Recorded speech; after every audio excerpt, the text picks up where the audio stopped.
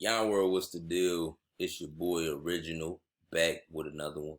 Now, today on my channel, I just got the new Mac and I just figured out how to do this screen recording shit. Now, I just got the fastest Mac you can get, man. Y'all see how fast this is. Y'all see how fast this Mac is, man.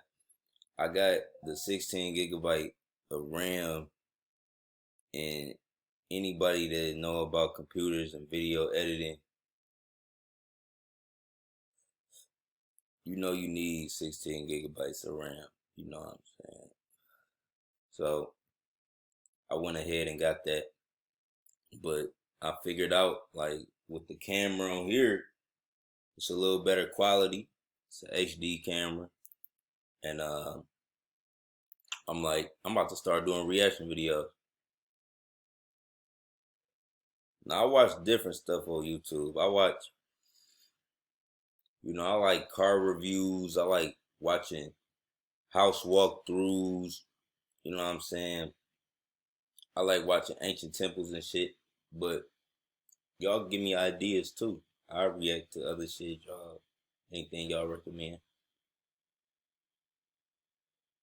But yeah, I'm just testing this out. I just learned how to screen record on a Mac, putting this little, video up so that it float over everything I click on. Like, I could just click on YouTube, and then, see, we about to do a live reaction. This is a test. This is just a test, man. This is just a test of, you know what I'm saying, of how it's gonna be. But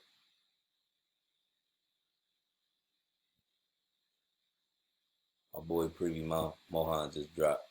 You can transform your videos from looking like an 80s home video to a modern day Hollywood blockbuster.